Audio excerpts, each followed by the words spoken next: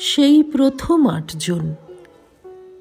প্রব্রাজিকা সদাত্মপ্রাণা, পত্রিকার 18তম বর্ষ, তৃতীয় সংখ্যা। পূর্ববঙ্গের ঢাকা বিক্রমপুর জেলার কলমা গ্রাম থেকে এসেছিলেন গৌরী দেবী। তার পিতামাতা উভয়েই শ্রী শ্রী মায়ের দীক্ষিত। শিশু গৌরীর উদ্বোধনে শ্রী শ্রী মায়ের কোলে শোয়ার সৌভাগ্য হয়েছিল। অনেক কাল পরে গৌরী যখন নিবেদিতা স্কুলের মহিলা কর্মী রূপে সারদা মন্দিরে স্থায়ীভাবে বাস করেছিলেন, সেই সময় পূজ্যপাদ প্রেমেশানন্দজি তাকে উৎসাহ দিয়ে লিখেছিলেন, তোমরা ভক্তগৃহে জন্মিয়াছ, স্বাভাবিক সহজ সংস্কার রূপে তোমরা ঠাকুরকে আপনার বলিয়া জানিয়াছ, তাই এতে উত্তেজনা উন্মাদনা নাই। যে চির আত্মীয় নিতান্তই আপন, তাহার উপর যে প্রীতি তাহা ঝাঁঝালো হয় না, তাহা হয় স্নিগ্ধ মধুর। তোমরা অনায়াসে আমোদ আহ্লাদের মধ্য দিয়াই ঠাকুরকে পাইবে। এরা যেন ঠাকুরের কথামৃত বর্ণিত বেদাগ খই, মল্লিকা ফুলের মতো নির্মল সত্তা নিয়ে সংসারের তপ্ত কড়াই থেকে ছিটকে পড়েছেন। ঠাকুর ও মায়ের ভাবাদর্শে গড়া ভক্ত পরিবারের সূচি সুন্দর পরিবেশে তাঁদের বাল্য ও কৈশোর অতিক্রান্ত। স্বভাবতই তাঁদের ঈশ্বরমুখী মন ছিল প্রচার বিমুখ।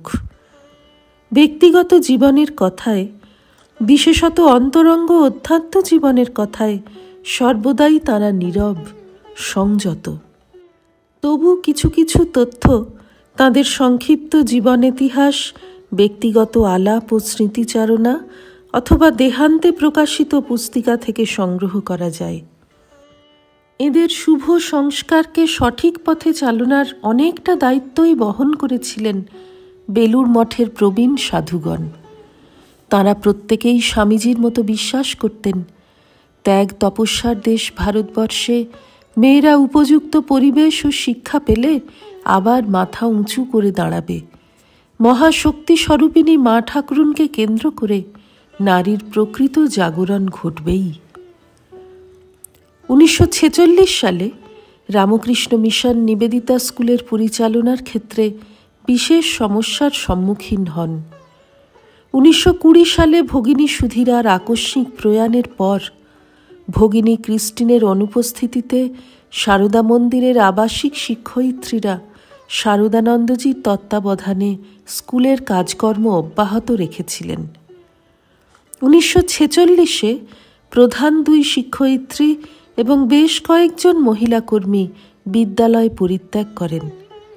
সেই সময় স্কুলের ম্যানেজিং কমিটির অন্যতম সদস্য স্বামী নির্বেদানন্দ রেণু দেবীকে প্রধান শিক্ষয়িত্রীর দায়িত্ব গ্রহণের আহ্বান জানান। ইতিপূর্বে গৌরী দেবীও পূজনীয় মহারাজের উৎসাহেই বিদ্যালয়ে যোগ দিয়েছিলেন।